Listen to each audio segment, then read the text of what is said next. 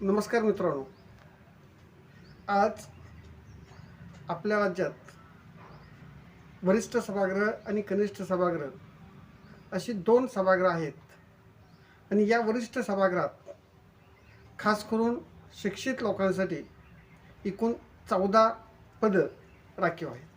यापैकी 7 शिक्षक आमदार आणि 7 पदवीधर आमदार. जर एकूण वरिष्ठ सभागृहाच्या 78 संख्येचा अभ्यास केला तर जवळपास 20% पदं हे आपल्या पदवीधर आणि सुशिक्षित लोकांसाठी आहेत. पण आज खेदानं मला वाटते की हे 7 आमदार नेमकं काय करतात. यांना तुम्ही शिक्षकांचं प्रतिनिधित्वामधून तुम्ही आजपर्यंत कोणते प्रश्न मार्गी लावलेत, हा सामाजिक प्रश्न विचारणं गरजेचं आहे. मित्रांनो, 2001ला कायमोंदान धोरण आणलं त्यावेळेला या आमदारांनी कडाडून विरोध करणं गरजेचं होतं. त्यांनी काहीही केलं नाही. पण या विरोधात ज्या वेळेला जन आंदोलन सुरू झाले, अनेक शिक्षक संघटना रस्त्यावर आल्या आणि याचाच परिणाम 2009ला माध्यमिकचा आणि 2014ला उच्च माध्यमिकचा कायम शब्द निघाला. म्हणजे जो पण शिक्षक रस्त्यावर येत नाही आहेत, तो पण शिक्षकांचे प्रश्न मिटत नाही आहेत. मग हे शिक्षक आमदार नेमकं करतात काय, यांचा उपयोग काय, हा एक सामाजिक प्रश्न विचारणं गरजेचं आहे. 2014 पासून जर बघितलं तर आज 2026 12 वर्षात फक्त 4 टप्पे माध्यमिकला आणि 3 टप्पे उच्च माध्यमिकला मिळालेले आहेत. आणि हे प्रत्येक टप्प्याला शिक्षकांनी रस्त्यावर उतरून आंदोलन केलेलं आहे आणि आंदोलनाचं यश म्हणून हे सर्व जे काही अंशतः अनुदानित शाळांना मिळालं आहे हे शिक्षक आंदोलनाचं आहे. मग शिक्षक आमदार नेमके करतात काय. यांनी सभागृहात प्रश्न उपस्थित केला की यांचे अंधभक्त त्याचा व्हिडिओ व्हायरल करतात. पण याच्यातले किती प्रश्न तडीस निघाले हा संशोधनाचा विषय. यांनी प्रश्न विचारल्यानंतर त्या प्रश्नावर केलेला पाठपुरावा हे कधीही सांगत नाही. फक्त सभागृहात प्रश्न विचारायचा, नाहीतर अधिवेशनाच्या शेवटच्या कालावधीत एखादं आंदोलन करायचं आणि आम्ही शिक्षकांसाठी हे केलं ते केलं म्हणून सांगत असतात. मित्रांनो, सांगायला लाज वाटते. 2005 पूर्वी नियुक्ती असणारी आणि 2005 नंतर 100% आलेल्या शिक्षकांचा वेतनाचा प्रश्न गेली 21 वर्ष आजही भिजत आहे. आणि म्हणून ह्या शिक्षकांना आता कोर्टात न्यायालयात दाद मागावं लागत.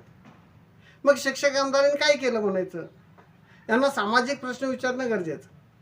आणि म्हणून मी अनेक प्रश्न या ठिकाणी विचारत आहे. हा व्हिडिओ आमदारांच्या अंधभक्तांनी आमदारांच्यापर्यंत पोहोचवावा हीच माझी नम्र विनंती. मित्रांनो, आज प्रत्येक टप्प्यासाठी शिक्षकांना रस्त्यावर यावं लागत आहे. शिक्षकांच्या प्रश्नासाठी आंदोलनं करावी लागत आहेत. आणि म्हणून या आंदोलनाच्या अनुषंगाने सांगायचं झालं तर 2023ला राज्यातील सर्व कर्मचाऱ्यांनी जुन्या पेन्शनसाठी आंदोलन केले. 8 दिवस सगळं बंद केलेलं होतं आणि त्याचाच परिणाम म्हणून सुबोध कुमार यांच्या अध्यक्षतेखाली 2023ला एक समिती गठीत केली. या समितीनं आपला अहवाल 2024ला सादर केला आणि या अहवालाच्या आधारे तत्कालीन मुख्यमंत्री एकनाथ शिंदे साहेबांनी सभागृहात सर्वांना जुनी पेन्शन देतोय म्हणून घोषणा केली. अनेक आमदारांनी शिक्षकांना पेन्शन मिळवून दिली म्हणून सत्कार स्वीकारलेत. पण प्रत्यक्षात शिक्षकांना पेन्शन मिळाली का हा संशोधनाचा विषय. आज या सुबोध कुमार समितीच्या अहवालाच्या आधारे शासनानं एकत्रित पेन्शन योजना, ज्याला आपण UPS म्हणतोय, ही लागू केलेली. पण ही अद्यापही शिक्षकांना लागू झालेली नाही आहे. आणि एकही शिक्षक आमदार या सुबोधराव कमिटीच्या अहवालाबाबत बोलायला तयार नाही आहे. आज या आमदारांनी अद्याप हा अहवाल का घोषित केला नाही. सुबोधराव अहवालामध्ये नेमक्या शिक्षकांच्या पेन्शनसाठी काय शिफारसी आहेत याची एकाही आमदारानं मागणी केलेली नाही. म्हणजेच हे आमदार नेमके काय करतात याच्या पुढं जाऊन कळस.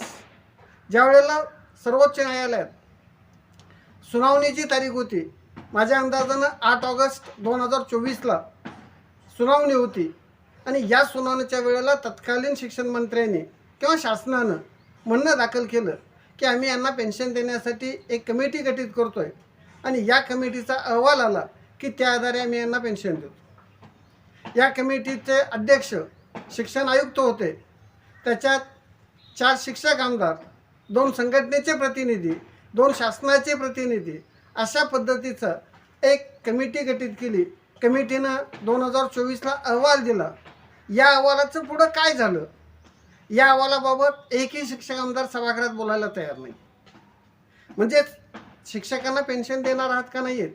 आणि याच्यापेक्षा महत्त्वाचा गंभीर प्रश्न, आज ज्या वेळेला टप्पावाढीचे शासन निर्णय झालेत, या प्रत्येक शासन निर्णयाचा जर आपण अभ्यास केला, अपवाद फक्त ऑक्टोबर 2025चा, त्यापूर्वीच्या प्रत्येक शासन निर्णयामध्ये यांना टप्पा देत असताना या शिक्षकांना NPS DCPSमध्ये सहभागी होण्याची हमीपत्र घेतलीत.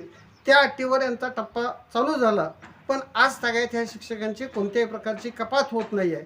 या शिक्षकांना कोणत्याही प्रकारचे वैद्यकीय प्रतिभूती होत नाही आहे. मग हे आमदार काय करतात, यांनी या विरोधात का हक्कभंग प्रस्ताव आणला जात नाही. अगदी खेदानं म्हणावं लागतंय की या शिक्षकांच्या बाबत 2 वेळा शासनानं निर्णय घेतला आणि घेतलेला निर्णय शासनानं पुन्हा रद्द केला, तरीसुद्धा आमचे आमदार बघ्याची भूमिका घेतात. अगदी सांगायचं झालं अलीकडचं, ऑक्टोबर 2024ला शिक्षकांना न्याय देणारा सर्वंकष असा निर्णय घेतला, ज्यामध्ये त्रुटीच्या शिक्षकांना मानवी टप्पा आणि इतरांना 1 टप्पा. आणि पुन्हा याच सरकारनं आपणच घेतलेला निर्णय पुन्हा 25ला रद्द केला. आमदारांनी याबाबत बोलायला शब्द नाही आहेत. मग आमदार करतात काय.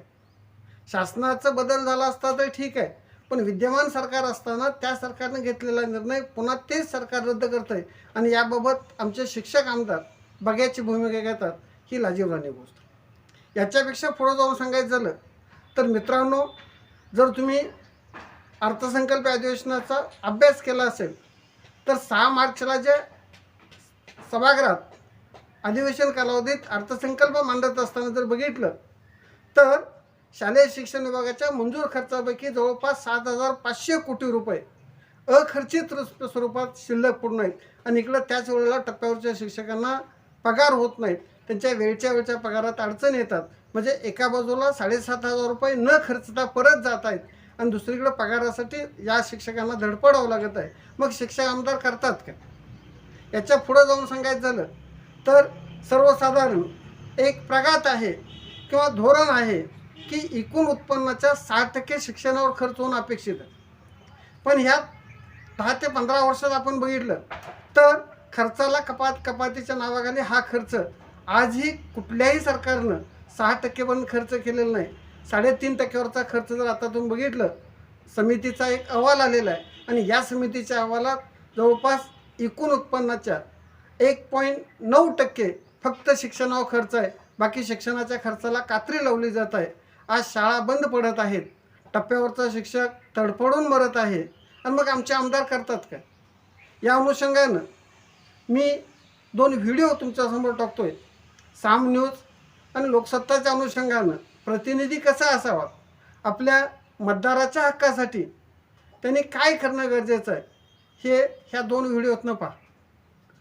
आपण जर पाहिलं मित्रांनो, आपल्या मतदारांच्या हक्कासाठी जो आपला आमदार जागृत असतोय, तो आमदार काय करतोय किंवा नेता काय करतोय, याचे हे 2 व्हिडिओ पहा.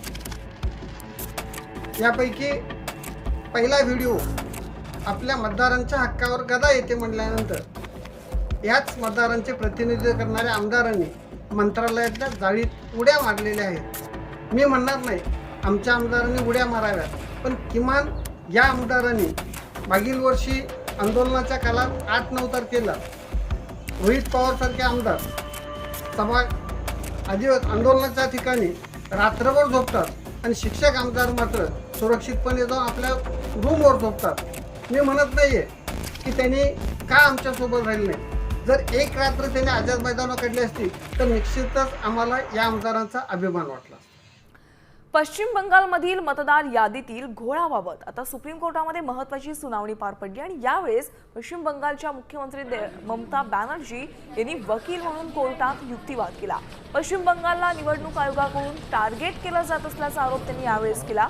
ममतांच्या याचिकेवर खंडपीठानं निवडणूक आयोग आणि पश्चिम बंगालच्या मुख्य निवडणूक अधिकाऱ्यांकडून 9 फेब्रुवारीपर्यंत उत्तर मागितलंय. That the problem is that they are not allowing the people. to let the matter They are not allowing the legal domain officials. possibly for most of the submission. They are not allowing the domicile certificate. Day after. They are not allowing the government certificate. Micro-observe is a final authority. Election Commission, WhatsApp commission. त्यांच्या हक्कासाठी स्वातंत्र्यप्राप्तीनंतर एकमेव नेता आहे.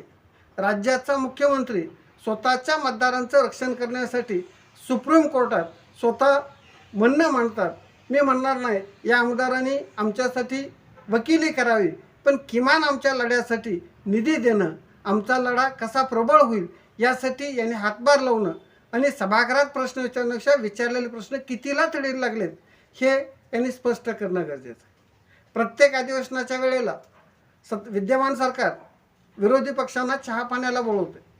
माझी या शिक्षक आमदारांना विनंती आहे की प्रत्येक अधिवेशनाच्या पूर्वी अधिवेशनात कोणते प्रश्न उपस्थित करावेत, काय म्हणणं मांडावं याबाबत एकाही आमदारानं कधीही संघटनेबरोबर चर्चा करून संघटनेकडच्या लोकांकडून टिपणे घेतलेत आणि त्याच्या आधारे सभागृहात या शिक्षकांना न्याय देण्याचा प्रयत्न केल्याची घटना एकदाही घडून आलेली आहे. आणि म्हणून नेमके हे आमदार करतात काय हे एकदा शिक्षकांनी विचारणं गरजेचं आहे.